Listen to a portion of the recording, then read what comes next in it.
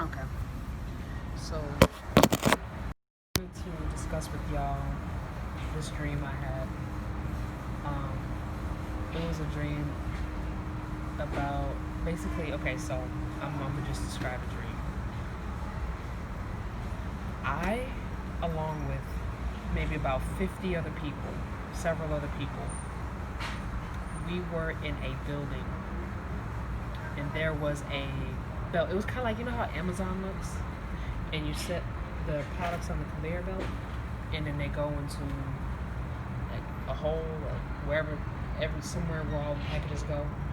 Especially the big factories where the package goes into a big old like um, bucket or something, or basket. So basically, but you know how um, farms look almost exactly like um, warehouses.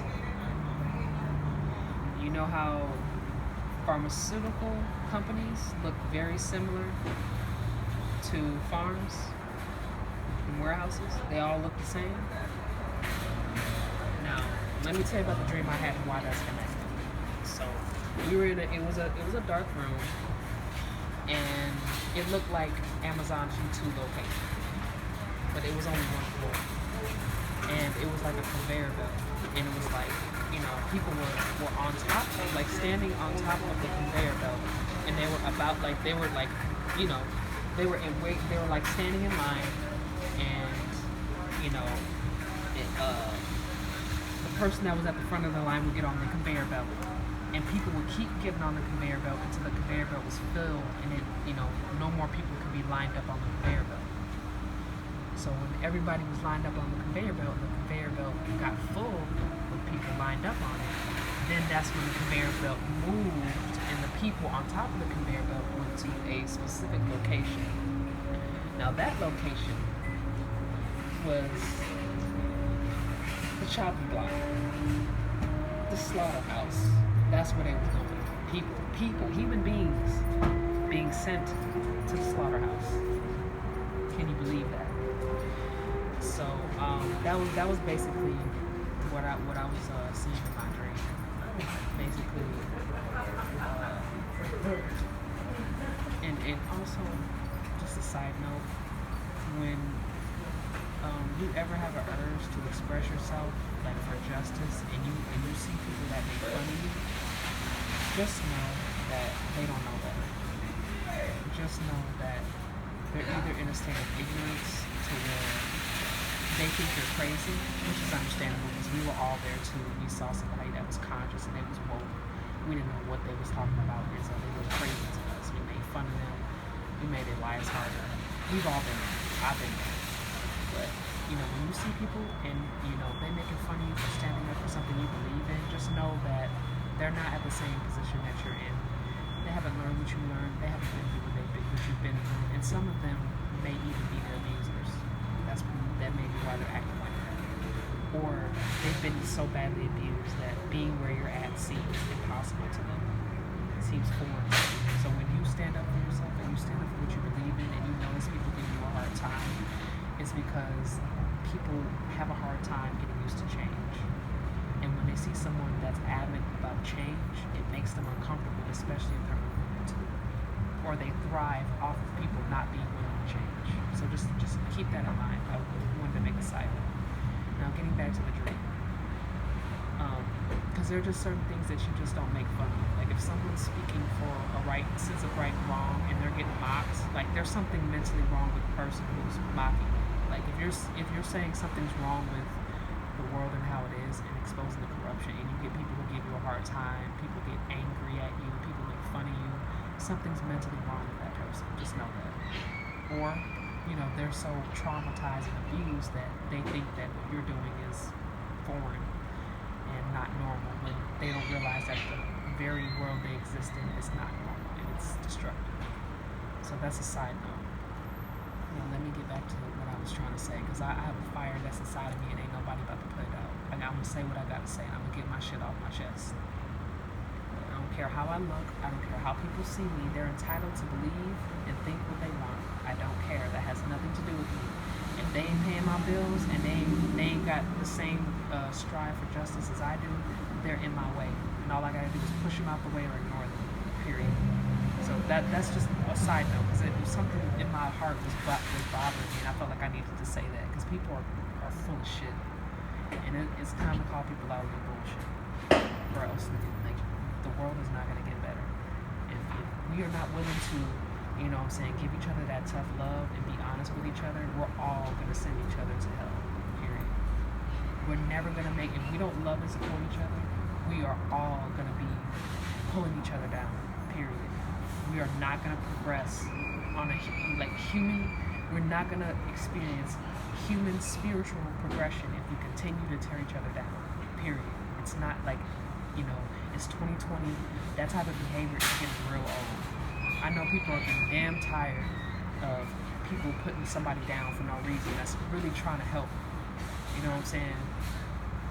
Like, it's people out there that need and want help out there, and those who make fun of people who help those in need, something's mentally wrong with that person. So that's all I had to say on that note. But back to the dream.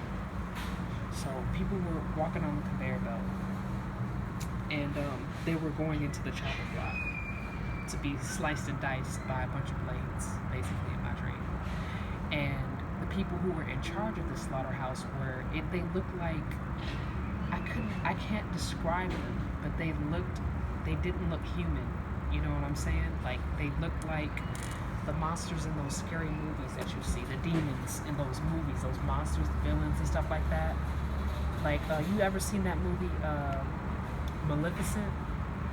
That's what they look like, but not with the human face. They you know what I'm saying? Like, they had a Jeepers Creepers face with a Maleficent body, like with the horns and stuff. That's what they look like in my dream. And so basically everybody was getting on the chopping block. Everybody was in line, and there was like about 6-7 different like columns of conveyor belts leading to the chopping block.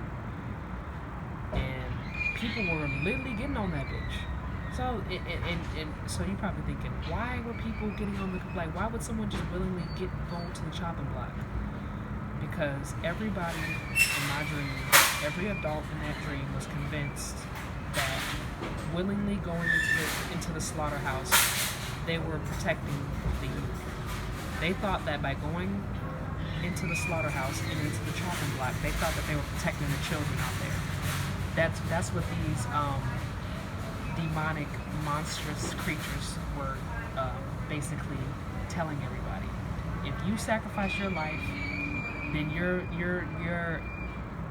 building a better future for the children, not realizing that. Well, I'm not gonna say that part yet, but let's just say everybody in the dream was tricked into thinking that if they gave their lives up, that the children would be safe. That's why everybody was doing it. But I was the only person in the dream that was like, no, this is bullshit. Like, I'm not going on no damn chopping block. I'm not going to the slaughterhouse. Like, no, my answer is no. You're not gonna take me there. You know what I'm saying? And I will fight you physically if you try to force me. So what those monstrous creatures did was they said, you know what? Since you won't go to the slaughterhouse, we'll let you go. And at first I was like, well, shit. And I was trying to convince everybody else, like, don't go to these damn slaughterhouses. What are you doing? Like, why are you willingly committing suicide? Like, what the fuck is this? I was trying to convince everybody in the dream. Nobody was listening to me. People were still going as if I wasn't talking. Like, willingly going to the chopping block and getting sliced and diced. And I seen a few people go in, and I just couldn't believe it, my own eyes. And this is still a dream, by the way. I couldn't believe it. So I told the monsters, like, I'm not, like, they weren't even finna make me go. They weren't making anyone go, really. They were trying to convince people mentally that going into the slaughterhouse was going to create a brighter future for the children. So everybody was really being manipulated into going. I knew that, I could see through that bullshit. I knew that didn't make any sense. But I didn't know how to express it to the public. Because my job was to convince everybody else not to willingly go to the slaughterhouse. Don't listen to these people. These people are evil, or they weren't people, they were monsters. That's what my dream displayed them to me. They were just sitting down, convincing everybody to go into the slaughterhouse. And, I was the only one that could see them for who they really were.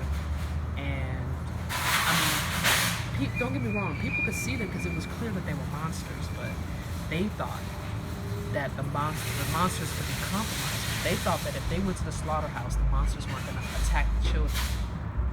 Okay? I could see through the bullshit. And I was like, I'm not going, whether it's protecting the kids or not, I'm not going to no damn slaughterhouse willingly. Period. I'm not going willingly. So, no. I was like, no. I'm not doing it. And so they were like, well, since you won't do it, since you refuse to do it, you're free to go. And I was like, wait a minute. And in my head, I'm thinking, these monsters are physically stronger than me in every way. They probably have some weird superpower or whatever. In my dream, this is what I'm thinking. They're over here trying to chase me down. I mean, they're over here trying to chase me out. Why? If they want my blood in my body so bad for food, why are they just willingly letting me go? Like, they're way stronger than me. If they really wanted to shut me up, they could just devour me and make an example out of me in front of everybody else. So why not? Why just let me go? I just knew something was strange about that. Like, why would, think about it, if a monster traps you and they basically got you, why would they let you go? If they could just make an example out of you in front of everyone else, why would they just let you go? So then I was thinking in my head, why are these monsters just willing to let me go? Like, I could just leave right now. And at first I was thinking, well, shit, if ain't nobody listening to me and these monsters are letting me go, I'm gonna go. I can't, you know what I'm saying? If people don't want to listen to me, I can't force anyone. I can't force my help on someone. You can show a horse the water, but you can't force him to drink it. You can't. So I was like, well, shoot, if no one will listen to me, and these monsters are letting me go, I mean, I guess I'll just go then. I guess I'll just go. Then right as I was about to get up and leave, and I was just seeing people just going into the slaughterhouse, going, one after the other, just it was really affecting me, but I was like, dang, ain't nobody listening to me. No one believes me. They really think that they're saving these kids out here. So I was like, damn, if they're letting me go and no one's listening to me, I have no other choice but to let these people die. That was what I was thinking in the dream. But then one last thought popped up in my head before I walked away. One last thought popped up in my head before I walked away. Because I was like, okay, an idea had popped up in my head. And I was like, I'm going to try this one last attempt to reach everybody. And if no one listens, I cannot be held accountable for what happens next. And I can only do what I can do. As far as I can only work with people who are willing to listen to me. Like, I can't work with people who will not listen to me, who are completely delusional. I can't let them drag me down too. You know what I'm saying? So I was like, okay, let me try this one last attempt to try to reach everybody. And if it works, it works. If it doesn't, I have to let go. So I was like, okay, fine. Let me try to make this one last point, and then I'll leave. So my last point was, okay, well, they're letting me go. Something's just not right? So I was like, okay, y'all, everybody, I got everybody's attention. And I was like, think about the logic behind what they're saying. They're telling you that if you willingly give your life to the slaughterhouse, your children will be okay, or the children will be okay. Think about that. How are we going to physically be able to protect the youth if we just sacrifice our lives? If we just lay down our lives? Who's going to protect the children? What's going to stop them from devouring our children when we've all gone into the slaughterhouse and we're all chopped up into pieces? What's stopping them from attacking our babies? Come on, think about that. If we all sacrifice our lives, our babies will never be safe. At least if we fight, we stand a chance. If we fight, some of us might go. But how is this any better? Our babies have a fighting chance if we fight against these monsters, not if we just roll over and play their game. And that was when everybody looked my way and they heard me. And everybody got off. And everybody that was about to get chopped up jumped right off. And that was where the dream ended.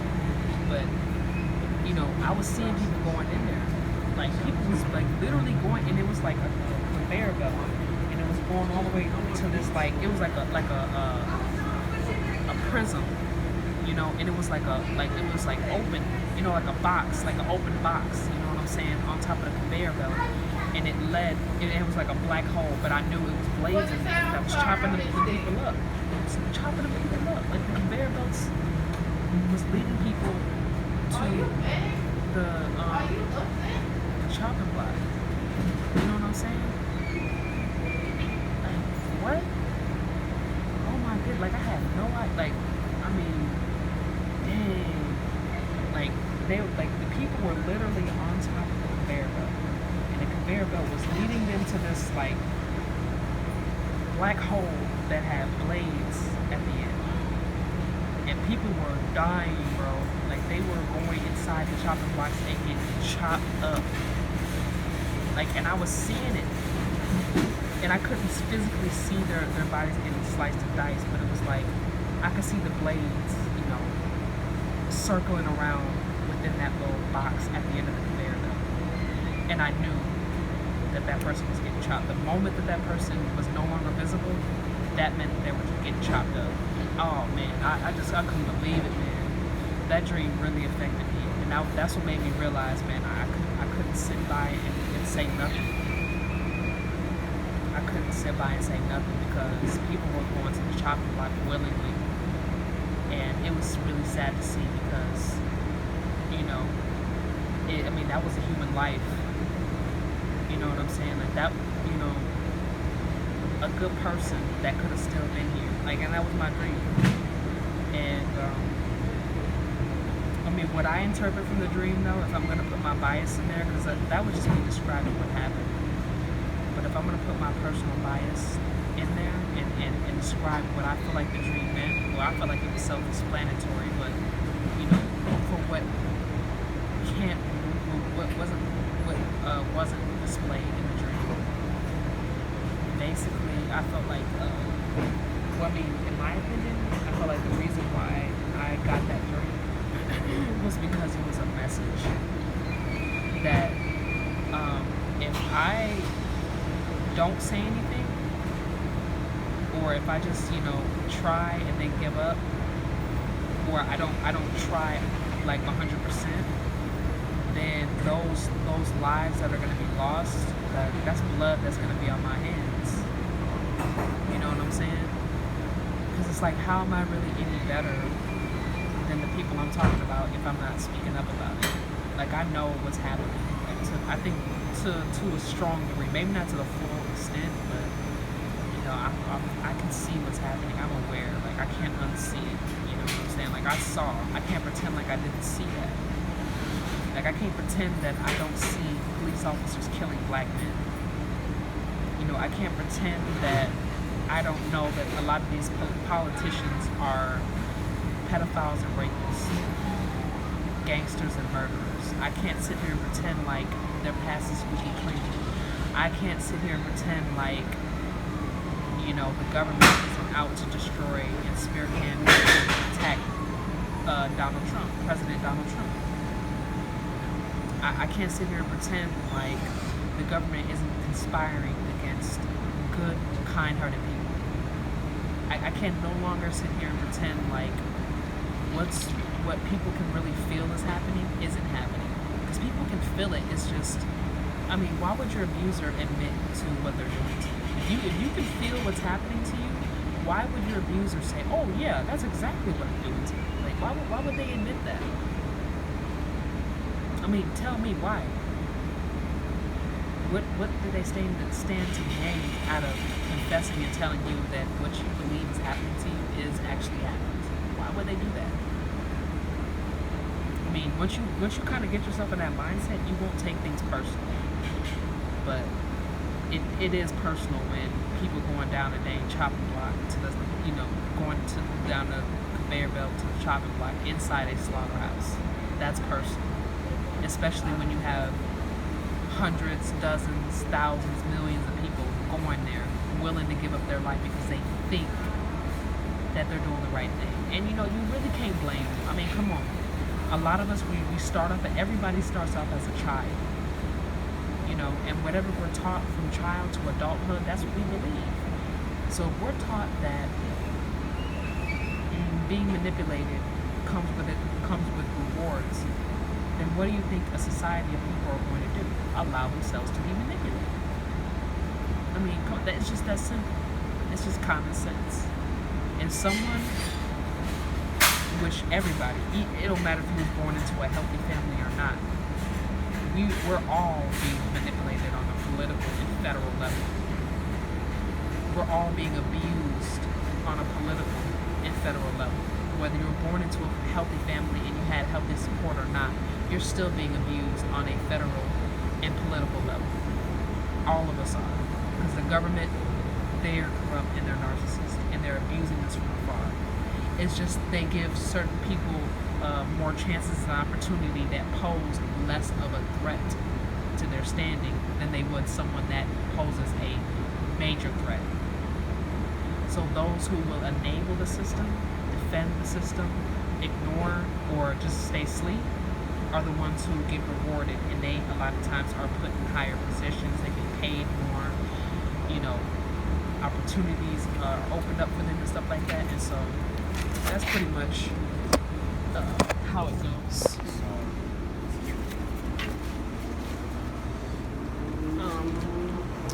So yeah, that's pretty much how it goes. So, you know, like I said, you know, people who pose less of a threat to the corrupt government are a lot of times rewarded, and the people who are a threat a lot of times get punished for stuff a lot of times that they didn't even do.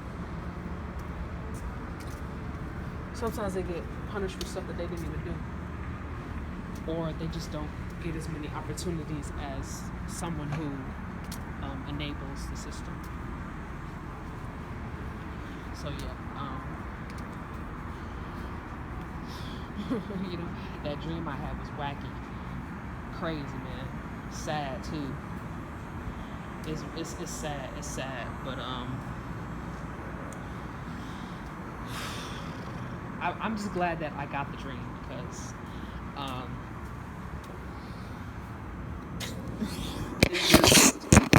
it's crazy how bad things can get, you know. And I would hate to see that happen to anybody. So I'm trying to get myself together. I just left to the location. But yeah, in that dream I had, everybody listened. Just because that was the whole point of why they were doing it in the first place, is because they were doing it because they thought that they looked out their heads, and I don't blame them. If I didn't see through their bullshit, I would have been one of the first people willing to, you know what I'm saying? You know what I'm saying? I would have been one of the first people in line willing to lay down my life for a child, and I would still, but that's not the way.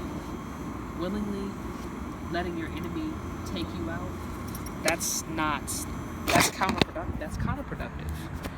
Allowing your enemy to, it's like your enemy walking up to you with a gun in his hand and saying, "Hey, let me shoot you, because it's going to be safer for the kids if I do." Now, of course, that doesn't make any sense. But if you've been manipulated most of your life to believe that someone is good, or a group of people are good and they're really not, you don't know better. Like even I was at a place where I thought political matters were important. I thought that people needed to talk about politics. I thought politics were a way that human beings interact with each other. Honestly, that's what I thought. Because I didn't know better. I was a child. And I was heavy into politics when I was I wasn't really into politics when I was in college, but I felt like it was something that kind of needed to be talked about. I feel like people kind of needed to know about politics to an extent, to see how things are ran, so that they know how to defend themselves against it, but not to get consumed in it. But I was into politics when I was in college. And really for the sake of just knowing how things go, how people think, how people operate, and how not to be manipulated and to be put in a position of power. That's the only reason why I got into politics. I never was truly into politics, but politics does play a part in history. So that's the only reason why I was ever interested, because I'm a history buff. I'm a history nerd. I love history. And political science also, because it taps into psychology. And psychology is science. It is a social science, and I'm also a science geek as well. I love science. I love science and history. Those are my two favorite subjects, and the two subjects that I love. Math is okay. Math is entertaining, but I love history and science. So when it comes to politically, I saw that it was beneficial for me to learn politics, because it applied to science and history. So that's why I got into politics. Not because I was interested or I thought that it was important. Because I think to a certain degree we all, at least nowadays, understand that politics is bullshit. But, we don't know that in the beginning. Most of us don't know that in the beginning. So, you can't really blame society. You really can't. Now you can, since the truth has come out. But back then, maybe like before COVID, you couldn't really blame people for believing in politics. Like, people just didn't know better. You know what I'm saying? Some people were born into politics. Some people have a heart for politics. Some people want to be a politician because that's the career they want to fulfill. And honestly, go ahead. If you're not going to be corrupt, go right ahead. I'm not going to discourage someone from doing what they love. I don't want to take a dump on someone's dreams.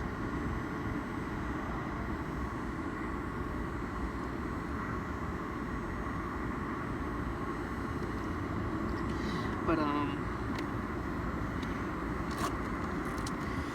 I meant what I said.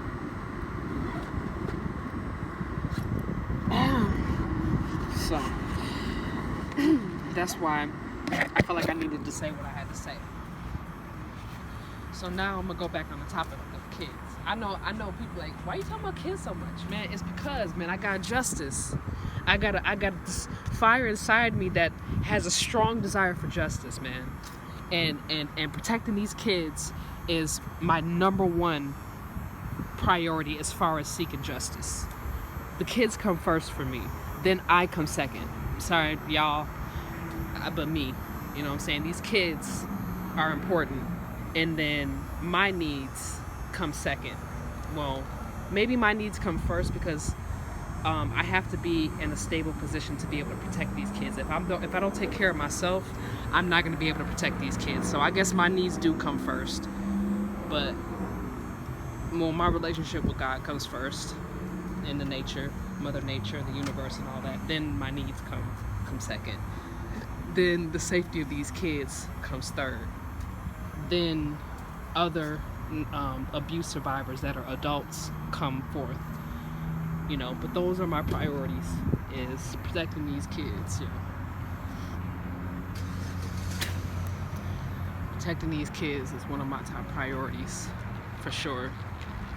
And, if I have to lay down my life to provide a better future for these kids, it's not really something that's not like ideal.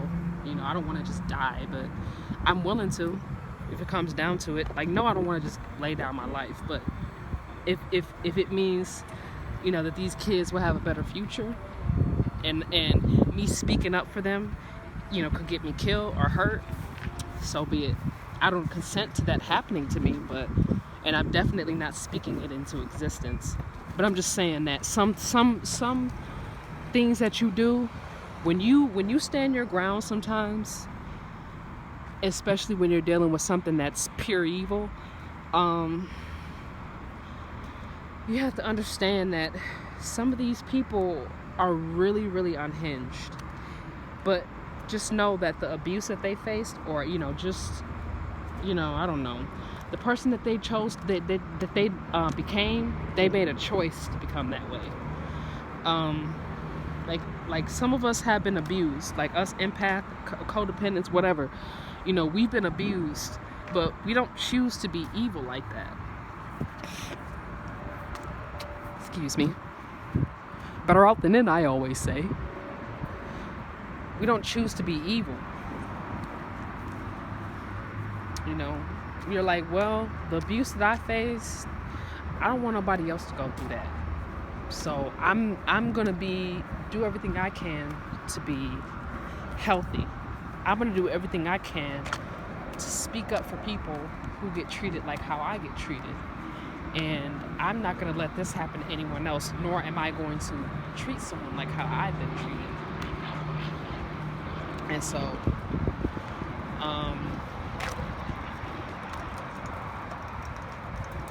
that's the choice that we make. Now, narcissists, on the other hand, when they make their choice, what they say is, this is never going to happen to me again. I don't care if it happens to anyone else. And I don't care if I'm the one that inflicts this pain on someone else.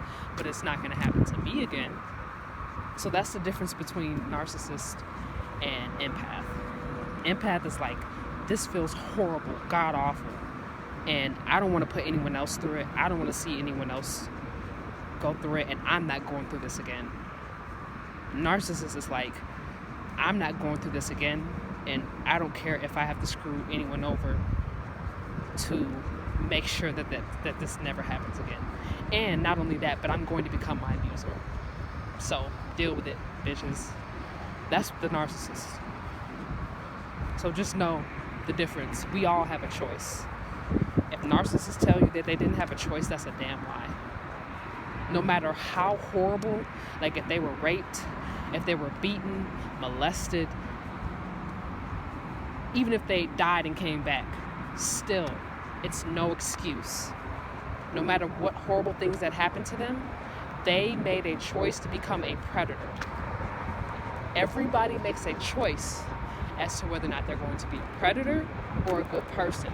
Period. I don't care what nobody tells you. Maybe the only person that I feel like doesn't have a choice is a child.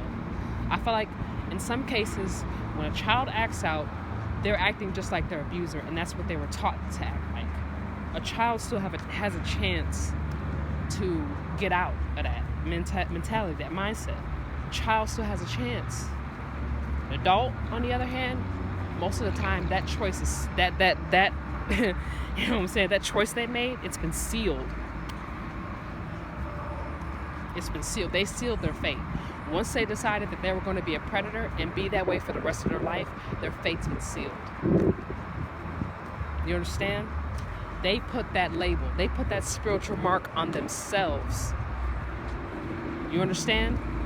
I think some of us empaths were born that way.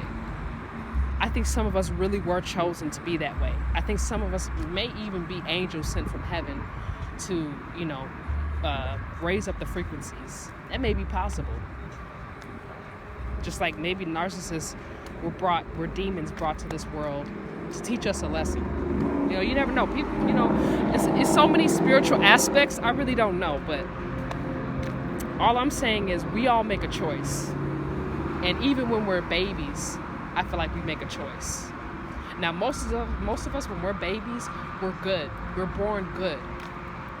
I feel like, honestly, every baby is born good. But it's the environment that they're born into, to where when they're a toddler or adolescents, where they develop toxic habits, but they're still good.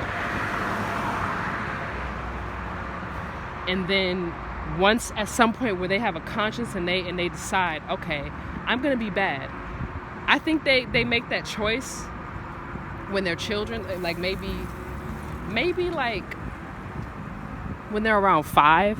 I think is when a child makes that choice as to whether or not they're going to be a good person. But before that, I think children are naturally good up until the age of 5, where they make that choice. About 5 or 6, where they make that choice on whether or not, they're going to act like the abuser or they're going to be a good person. As far as the child stage, now some kids, because there's some kids that, when they were kids, they were real sweet, but then now that they're adults, they're like horrible people. And then there are some kids that were really, really bad kids. They were horrible kids. But as adults, they're amazing people. So, it does change. I think it does switch. It's the child stage, and then there's the adult stage. And some people are good throughout their childhood and throughout their adulthood. And some people are bad throughout their childhood and throughout their adulthood. But we all make, let's just say we make a choice.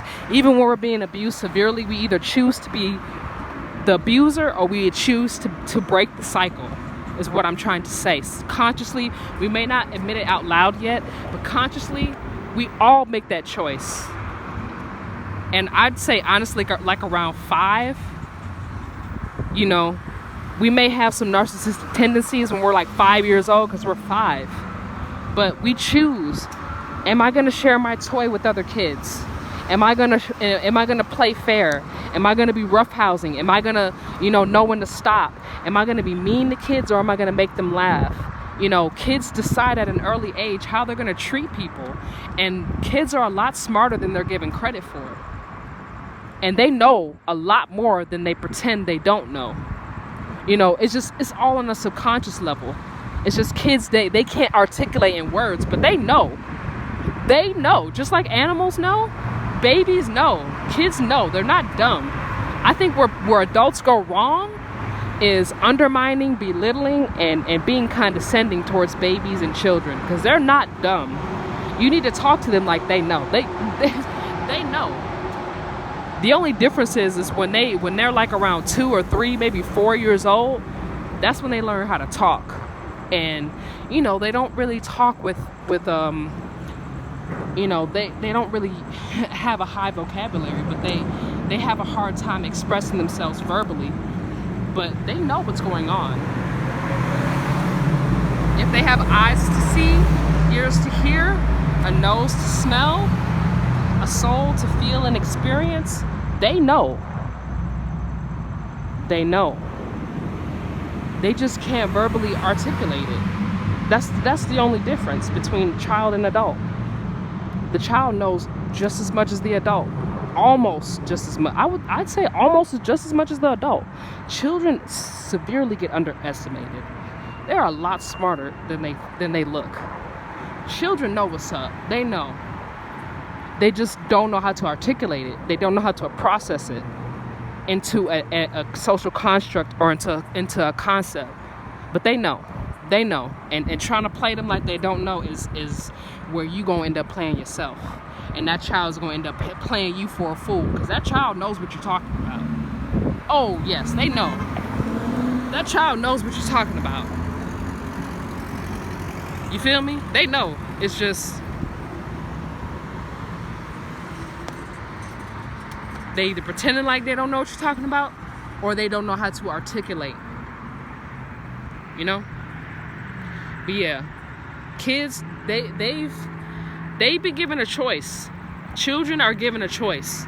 Adults are given a choice. But the unfortunate part is the kids, they can be influenced because, if they're born into a toxic environment, they can pick up characteristics of their abusers. And I honestly can say, given my testimony, I did start picking up characteristics of my abuser, and I was doing it subconsciously. I didn't even know I was doing it. Like you know what I'm saying? Because you know how narcissists, when you tell them something, they act like they don't remember. No, I didn't. It wasn't that I forgot. It was that it wasn't that I, it wasn't that I. What am I trying to say? It wasn't that I did it intentionally. It was just that when I said it at the moment, it was what I was thinking, but I didn't know on a social cue type of way that was inappropriate. Okay, I'm just gonna say what I did and what I said, because I'm confident because I know that when I did it, I was a kid and it was wrong, but I'm explaining my side of the story so that you can understand the type of abuse that I may have experienced when I was a kid. So basically, when I went to elementary school, I had this friend that I was really close to. And, we went to daycare together. Like before we went to kindergarten, we went to pre-K and daycare together. We were really close. I'm not going to say any names, but we were close. And when we started going to elementary school, she started putting on weight. And as a friend, I was concerned. But the way I went about addressing it with her, was wrong, period. And so what I said was, hey, friend, you getting fat. Now, mind you, that was rude as hell. You know what I'm saying? That was abusive. But I was, how old was I at the time? 9? When I said it. That's no excuse, because during that point in time, personality development does happen. And everything you do and say is a conscious choice. I knew that I said it. You know what I'm saying? No doubt about it. I did forget that I said it for a while. So when my teacher mentioned it, I was like, what? I said that? But then I remembered. I was like, you know what? I did say that. Oh, shit. Like, I almost forgot I said that. Damn. Like, that's really bad. But, yeah, I said it. I fucking said it. That was terrible. Like, just looking back at that, a 9-year-old saying something cruel like that, like, I'm lucky she ain't cut me off. You know what I'm saying? I'm lucky, but you know what I'm saying? But that's just an example of how an empath under narcissistic abuse can rage on, you know, someone that they love, and it's subconscious. Like, they don't even, you know what I'm saying? And say, even though I feel like I should have learned, my mom did at some point teach me, but I should have learned that commenting on people's appearances, you know, was not okay. But I didn't know that at that age.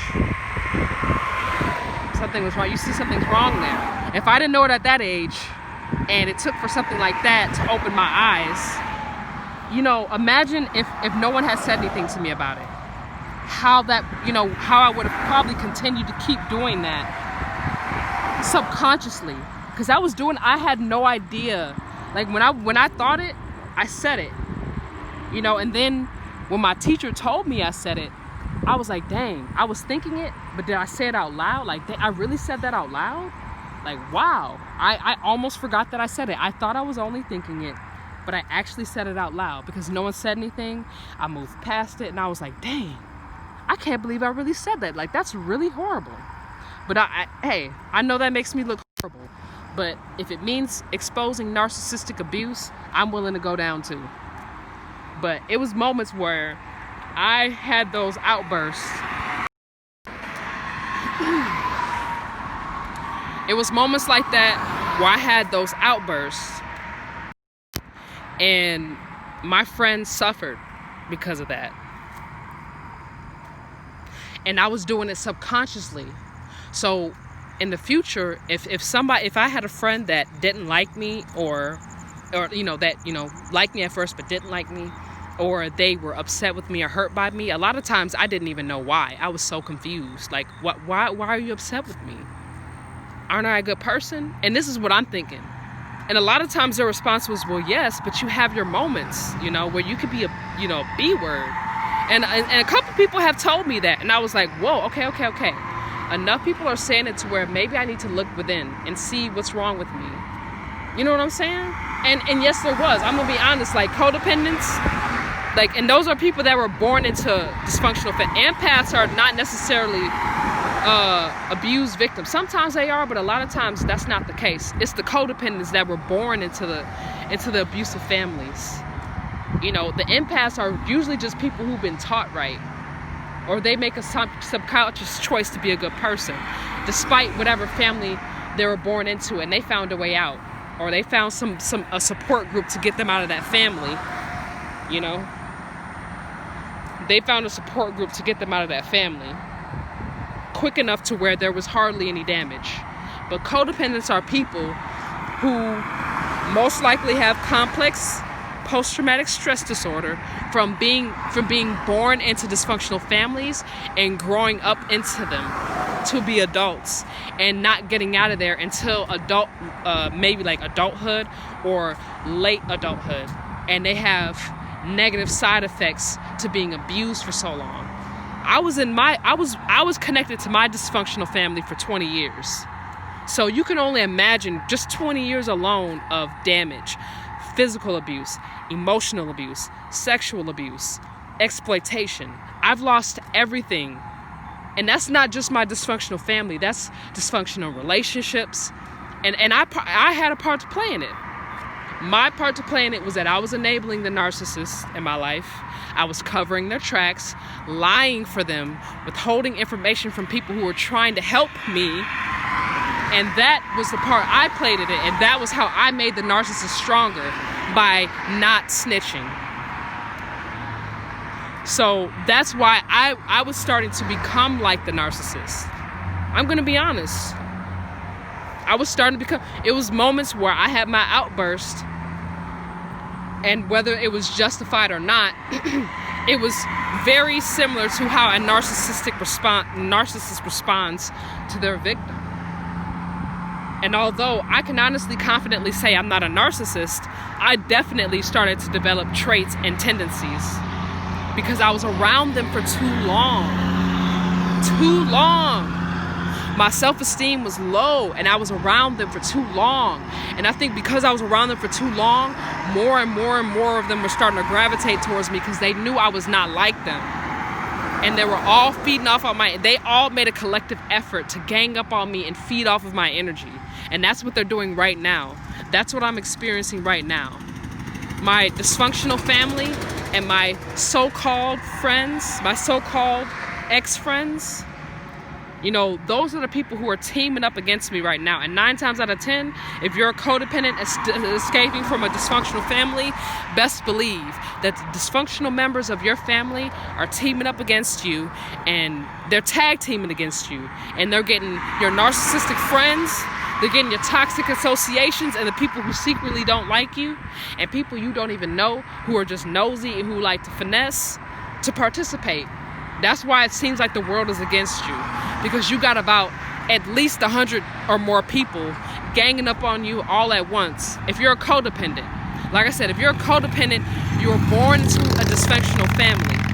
You were born into a pedophilic family. You were born into molestation. You were born into something that was evil, that you did not play a part of, and you had nothing to do with, and that you just so happened to be a victim of.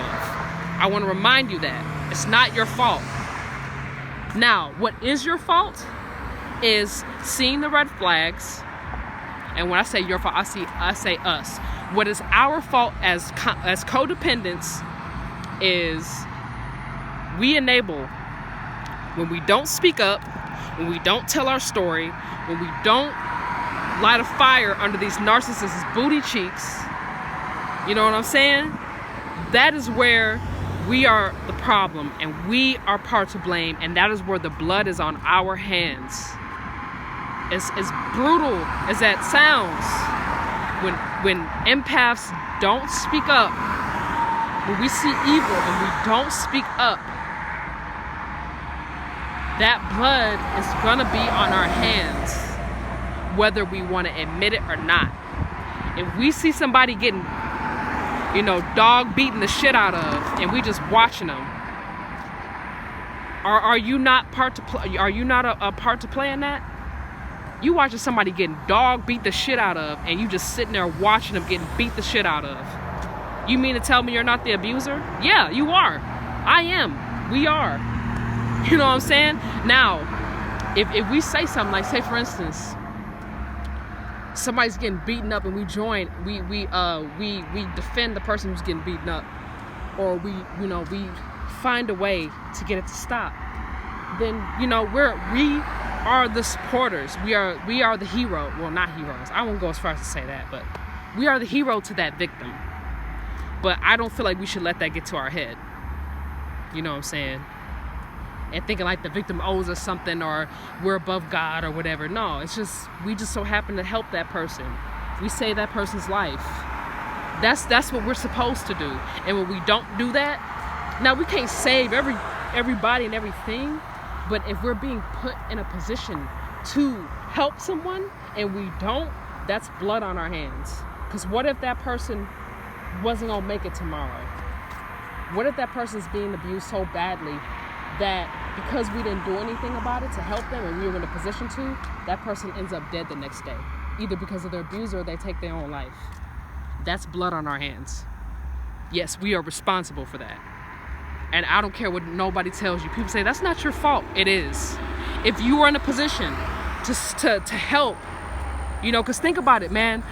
I know some of y'all empaths or codependents have been in a situation where you've been abused so badly and you tried to get out and you called the police or you tried to find a support group, and what did you find out?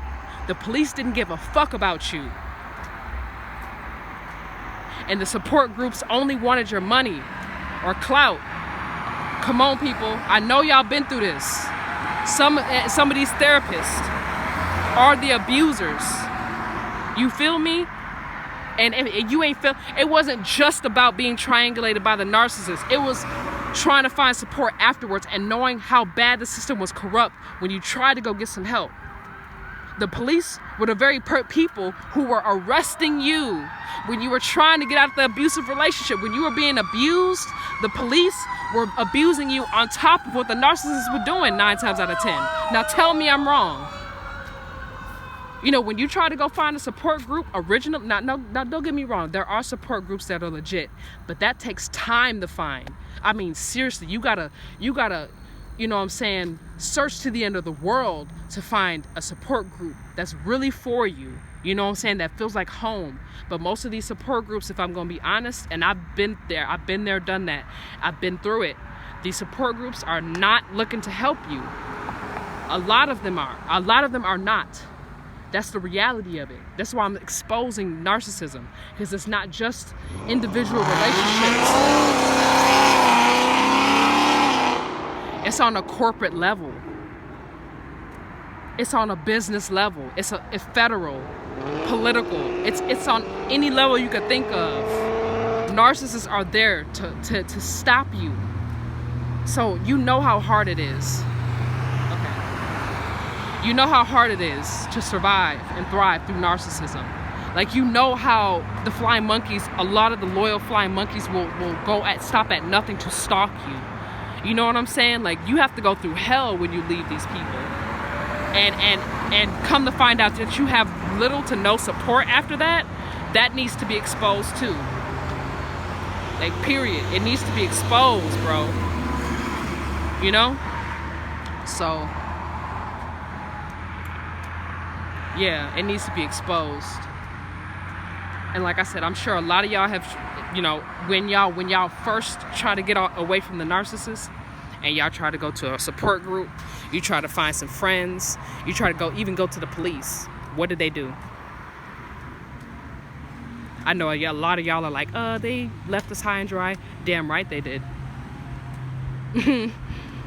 And that's not to discourage anyone from getting out. That's just the reality. Like, just know, the narcissist set you up, bro, from the beginning. They set you up, bro. And they set you up to where when you were ready to leave, they made sure you had no one. And anyone that you did have, they made sure to make that person look bad in front of you. Or they were able to convince that person that you were a bad person using your reactions. I can guarantee you that. So just know that it's not that easy to go get help. It's not that easy. And some of us are really trying to get help. And I think because the system is so corrupt, that it forced us to come together. It forced us, like literally forced good people to come together and talk. We were like strangers coming together, supporting each other, giving each other that support, helping each other, giving each other encouraging words. Think about that. We wouldn't have had to do that if the systems would just do their job. If support systems were healthy, if the police were healthy, we wouldn't have to be on YouTube exposing narcissists. Now, would we? No. But it got to this point. Why? Because the narcissists use flying monkeys and the police and the military and toxic people to harass you every single day until you either committed suicide, went to jail, went to a mental hospital, or they ended up killing you. That's their end all goal. So that's why you have to expose these people, because they won't be satisfied until you're dead, in jail, or in a mental hospital, or isolated for the rest of your life. But even when you isolate yourself, for the rest of your life. Even if you make a personal choice to go complete isolation, they won't stop. Narcissists do not know when to stop. They won't stop until you're dead, and that's it. Even when you go to jail, best believe it's going to be narcissistic flying monkeys that are going to be sabotaging you in jail, in a mental hospital. That's where you're the most vulnerable to narcissistic attack. And they can get away with it. So if they want to rape you, if they want to start cutting out your organs, if they want to do all that fucked up shit, they can do it to you in a mental hospital or in jail. And that's exactly what a narcissist is trying to send you. So that's why you have to expose them. You have to expose these people. They are evil to the core. Like, you think stalking someone is normal? I think what gets to me the most is ganging up on someone and stalking them. Like, what the fuck? Like, seriously, I'm telling you that these I went through, like the videos that I have of people stalking and harassing me. Imagine having to go through that almost every day for 5 or so years. You know, however long you've had. If you've been away from the narcissist for 20 years, best believe every day within those 20 years they're going to be spending plotting on you. That's why you have to expose these people. You know what I'm saying? Because I know a lot of us have been in that position to where we may not have necessarily been good people, but we weren't pure evil. You hear me? We may have had toxic traits here and there, but we didn't have an evil heart. We had a conscience, and we had compassion and empathy for people that made us settle down at some point and change, right? But narcissists, it is the exact opposite. Because they don't have empathy, because they're selfish people and greedy and envious, they get worse over time. So imagine what you face now. Now, 20 years later, what do you think you're gonna face if you're still alive? And if you haven't said anything on all this time, you know, you better be lucky you're alive. I'm lucky I'm alive. Like anybody that's made it out of narcissistic abuse, you're lucky you're still alive. These people could have really hurt you. You know what I'm saying? And some of them have. Some of y'all are missing limbs. Some of y'all, you know, missing something because of a narcissist. Whether you're missing finances, you're missing your health, you're missing your youth, you're missing something. Okay? You're missing something. And it's something that you either have to work very hard to get back, like 10 times harder to get back, or you probably never will get it back.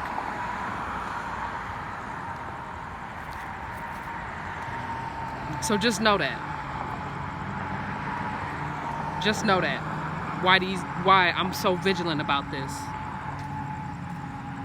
Like I said, you know, you have to, when it comes to doing the right thing, you have to look crazy in front of certain people, because like they may not understand at first, and it's okay, because you can't tell who's the good guy, who's the bad guy in the beginning. How can you expect someone to know off the beginning and they don't know what happened? But give it time. Tell your story. Give it time. I promise you. People will come thanking you and be like, thank you for speaking your story. Thank you for sharing facts. Thank you for spreading your knowledge and wisdom. Because if it hadn't have been for that, I would have lost myself. So that's what I'm here to do. I'm here to spread wisdom and knowledge, because these people have no limit. None. No conscience, no limit. Nothing. They have nothing. And I can't do it anymore. I can't sit here and not say anything anymore. I can't do it. I can't do it anymore. I can't sit here and sit back and say everything's okay anymore. I can't. I decided today that, you know, enough is enough. I have to expose these people. Whether it's just whoever they are, they need to be exposed. Narcissism needs to be exposed. And like I said, if I ever get to a point where I feel like my safety's in question, I will start recording people. And I know it's gonna look crazy at first, but trust and believe. Because these people are unhinged, a lot of my videos, you're gonna see the same people. Same cars, same people. And they're gonna be wearing something that I'm interested, like for example, one of my favorite sports teams, my favorite sports ball, I was gonna say sports ball. I meant to say one of my favorite football teams is the Green Bay Packers. Now, I'm not saying that people can't wear Green Bay Packers attire, but what I'm saying is the flying monkeys that, you know, are persistent on getting my attention, a lot of the times wear something that the narcissist knows I'm interested in. So if the narcissist knows I like Marvel and superheroes, then the narcissist is going to bring all these flying monkeys that are wearing superhero t-shirts that are trying to get your attention to triangulate you back to the narcissist. Or it's going to be a whole bunch of flying monkeys wearing Green Bay Packers, either jerseys, hats, lanyards, shoes, whatever Green Bay Packer related. And that's what the flying monkeys are going to use to reel me back in to the narcissist. Whoever that narcissist is, whether it's a narcissist from high up and I don't know this narcissist, but they know who I am, or it's a narcissist that knows me and I know them. Either way, the narcissist knows who I am. It's just a question of whether I know this narcissist personally, or this narcissist may know me from hearsay, or, you know, maybe just by observing me or watching me, or they just bumped into me one time and they realized I was an empath, and that was when they just decided, well, I ain't got nothing else better to do, or whatever. I don't know. But, you know, yes. The flying monkeys a lot of times wear something that they know I relate to get me to interact with them. And they're going to be doing that to you. So say if you're in a situation where you're overcoming narcissistic abuse, and say, you know, you're a girl and you love hoop earrings and wedges, a lot of the flying monkeys that are going to be coming your way are probably going to be women who wear who wear hoop earrings and wedges. Don't be surprised if you see them. Or if you're a guy, for example, and you love plaid t-shirts or plaid button-up shirts, you know, whoever the narcissist in your life was is probably going to send a whole bunch of flying monkeys that wear plaid t-shirts just like you to triangulate you back in. Be prepared for that. Just be prepared, because a lot of times you're going to feel the interactions you have with people are very strange. But then, like I said, when you start to gain that clarity, you're going to start to understand that it's the narcissist triangulating you. And when you start to realize how many people are involved, you start to realize how psychologically, hinged that this person is. When you start to realize how many people are being used as flying monkeys to watch you, you're going to realize how psychologically messed up that this narcissist is. I mean, this narcissist seriously has some problems. I mean, seriously. You know? Like I was telling you before, you're going to have at least 100 flying monkeys. And that's me being nice about it. That's if you're dealing with low-level narcissists. That's about the max you'll get out of that. But if you're dealing with narcissists that are skilled, narcissists that are charming, you know, you're going to have 100 or more flying monkeys. And it's probably going to be on a day-to-day basis where the narcissist is trying to bait you. Like I said, you're at your most vulnerable. So when you leave a narcissistic relationship, there may even be some narcissists that are drawn to you that sense your pain, that can smell the blood leaking from your wounds, and they'll gravitate towards you. And that is so unfortunate. Like that's like throwing a child out to alligators. That's like throwing a baby out to the wolves. That's very cruel. And a lot of times that's what our parents do to us. You know, when they abuse us like that, when they choose to be narcissistic like that, and then they send us out to the real world, that's basically what they're doing, is feeding us to the wolves. To keep their little secret. So just know that. Any narcissist that you escape from, know that when they triangulate you, when they abuse you like that, they're feeding you to the pack of predatory animals that will devour you within a second if they haven't eaten all day. You understand me? So this is why they need to be exposed. This is why. This is why they have to be exposed. You know, there's no way around it. And tell me this, answer me this. When you tried to go a long period of time and not say nothing, or you ain't exposed them, what happened to you? Did things get better for you when you kept your mouth shut? No, because abusers, they like to abuse. That's why. Now, given. Now, let me ask you another question.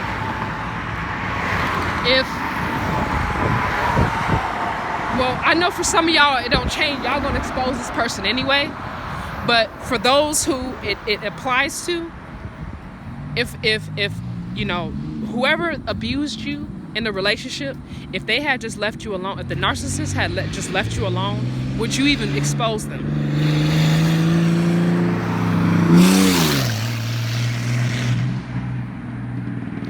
If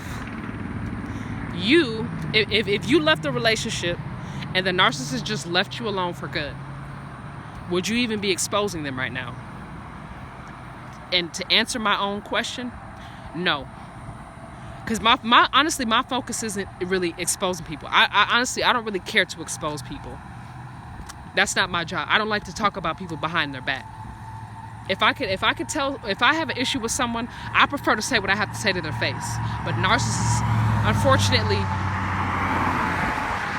how can I explain this? But everything a narcissist does to you, in order to get out alive and well and safe, you're eventually subconsciously going to have to do the same thing to them. And it's very unfortunate, but you have to. I don't care what nobody say. They ain't never been through narcissistic abuse before. If they're telling you you don't have to do that. If they're telling you you don't have to do that, they're lying. They're lying. There's no being the bigger person with a narcissist. What do I mean when I say that? What I mean when I say that is, you have to talk about a narcissist behind their back to expose them, not to other people. My suggestion is, like I said, when you're expose narcissism and the narcissist tactics. Don't expose names, date of birth, addresses. Don't do that.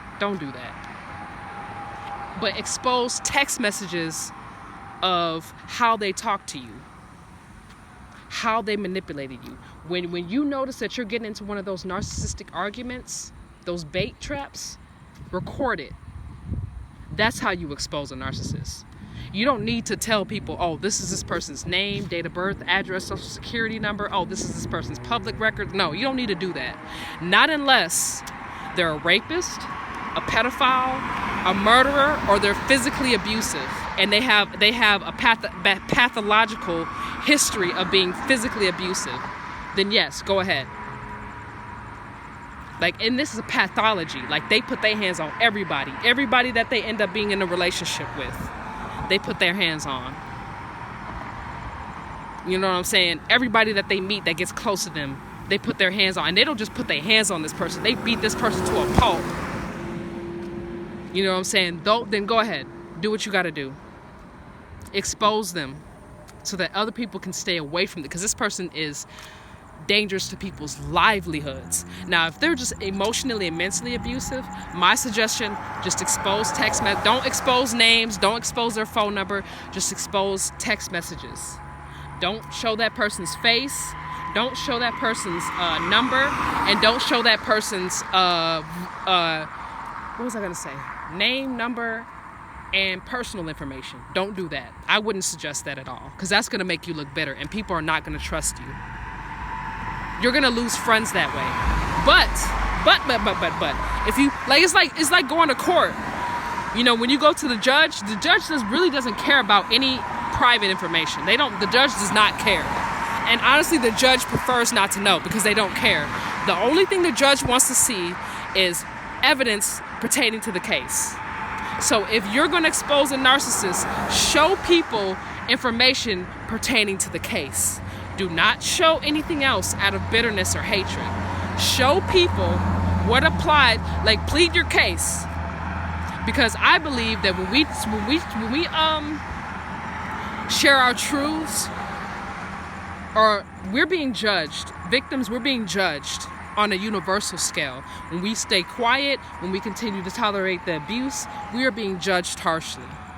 Because no, we're not disrespecting or hurting anyone else, but we're disrespecting and hurting ourselves, which is just as bad as disrespecting and hurting someone else. So we're being judged harshly as if we were inflicting the pain on someone else.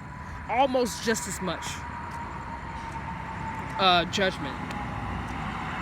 So that's number one. Number two, you're also receiving universal judgment depending on how you expose this person. If you exposing this person's significant other, you showing pictures of this person, you're releasing naked photos, you're giving people this person's number so that they can blow this person's phone up, you're just as bad as them, or maybe even worse. And you will be judged, and people are not going to trust you. The friends that supported you will not support you because they don't trust you. And they're not going to like who you became. So you have to do it the right way. And if you do have to expose this person, let it only be because they're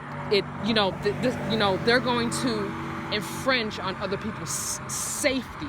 Like it's a life, or like this person is a serial killer, or this person is a pedophile, or this person is such and such, and the justice system won't deal with them. Then yes, seek justice, but let that be the reason, and don't let justice be the reason that you go to the dark side. Don't go to the dark. I almost went to the motherfucking dark side. I almost exposed things that I should not have because I was angry. And you will get there. You will get to the point where you're so angry that you want to expose everything. But you can't do that, empaths. You cannot do that. If you do that, you will pay the price. You will be paying it to the Pied Piper, the very one that exploited people in the first place, believe it or not. You're playing right into their hands. You will pay the Pied Piper. The universe will be hard on you. You know what I'm saying? No one's gonna believe you. No one's gonna trust you. No one's gonna respect you once they see that. I'm just gonna keep it real with you. I'm being brutally honest because I care about people. I really do, and they need to know the truth. If you expose this person's address, if you expose this person's name, if you expose this person's like private pictures and stuff like that, you are not going to be trusted. And you are going to lose your status, your credibility. Why? Because you're doing the same thing that the narcissist is doing to you. Best believe the narcissist is doing that to you. The only difference is they're doing it in a sneaky way. And they're diluting people's perceptions. Even though you are exposing the truth, you're doing it out of bitterness and anger. The same reason why they're doing it. It's just they're doing it because they're envious of you. You're doing it because you're hurt. It still doesn't make it right. Two wrongs don't make it right. And some people who are in a dysfunctional state of mind will tell you, well, two wrongs don't make it right, but it make it even. Don't listen to those people. Unless, of course, like this person's, beating you, beating your kids, whatever, then yes, two wrongs do make it right. Like I've seen a situation where someone was getting beaten and abused so bad. Well, not seen it, but like I watched one of those movies where it was like based on a true story, and the guy was beating the mom so bad and beating the kids that she had to respond. She had to deal with him because the police were not able to catch him. But he was beating the mom. He almost killed her. He was beating the kids. It was the movie. I can't remember the name of the movie. When I find the name of the movie, maybe I'll put it in the description below. If y'all know the movie I'm talking about. But basically, it was a woman. It was a Caucasian female. She had, I think, 2 sons. And then, the father, who was also Caucasian. They were all, but they had grown up in, I would say, a middle class environment. They had a house, but it was like, you could tell it was like kind of like, oh, it was like one of those old houses. And I think it was like 2-story house. It was a 2-story house. I'm giving information because if y'all know what movie I'm talking about, please help me out. But basically, she lived in a 2-story house. I think it was like maybe like lower middle class neighborhood.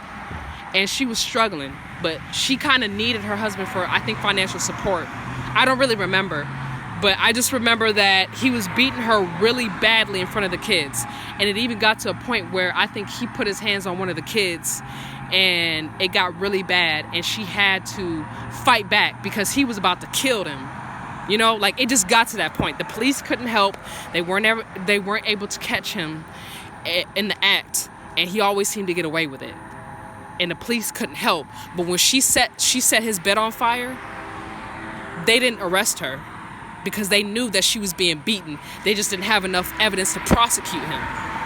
That was why they didn't arrest her. And sometimes it be like that. The police don't have enough evidence against the abuser because the abuser is that sneaky, that callous, that calculated. Where sometimes the cops know you're being abused. That, like I said, sometimes there are some good cops out there. Some of them know you're being abused. They know, they see, but they can't help you because if they do, they'll be violating their rights. They be going against, you know, what the rules state as far as people's rights. You can't convict somebody without evidence, probable cause, or a warrant. And if you don't have that, unfortunately, the abuser is free to go. And you know, to a certain degree, I understand, because if you don't have proof, you know, you could be arresting the wrong person. So that's why I understand why people have to make sure that this is. It's so sad, bro, and that's what puts the abused people in a unfortunate circumstance. But if you're being abused physically, fight back. Yes, 2 wrongs do make a right. But don't go further than you need to. Like, if all you need to do is just fight this person off to get them to stop putting their hands on you, do it. If all you need to do is beat them bad enough to where they never put their hands on you again, do it. If you have to run away, run. But don't kill somebody because they put their hands on you. Don't feel like you should take this person's life because they're never going to stop. That's not your choice to make. Only do it as self-defense. So that woman was wrong for setting his bed on fire like that. What she should have did while he was sleeping was packed her bags and left. That was revenge. But the reason why the police didn't send her to jail for life was because he was beating her and the kids for several years. That's why. But it's still not right. It's still not right. And that's what I wanted to share with you all. So 2 wrongs don't make a right, and in most cases it'll never be even. And I don't know what happened to that woman after the movie. I wish I had known, but I think she faced a little jail time, or maybe she had to go seek help or counseling. But it was like a slap on the wrist because he was beating her so bad that she was about to die from just getting beaten so bad like that. And then and like I said, because he couldn't really beat her because she was getting weaker and weaker, he was getting to a point where he was starting to take it out on the kids. And so, you know, that was that situation. And so, yeah, 2 wrongs never make a right. I'm gonna go ahead and stop this video because the video is getting kind of long. It's like 1 hour and 9. I wasn't expecting to have the video that long. But this video was about what kids have to go through, and if they don't get help, then they can become a narcissist, is what I'm trying to say. I could have become a narcissist, but I think because I had such a strong will to be a good person, that's what stopped me. But I did develop narcissistic tendencies because of the long-term effect of being around narcissists. Growing up in a family. Now, I couldn't do anything when I was a child, but when I was in college, best believe I moved out. Why did I move out and go to contact with my family?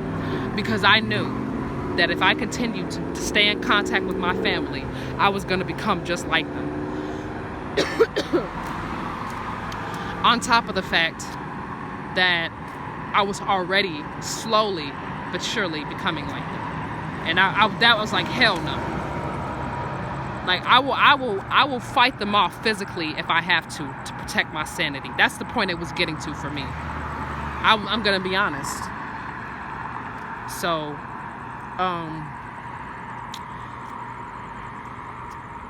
yeah.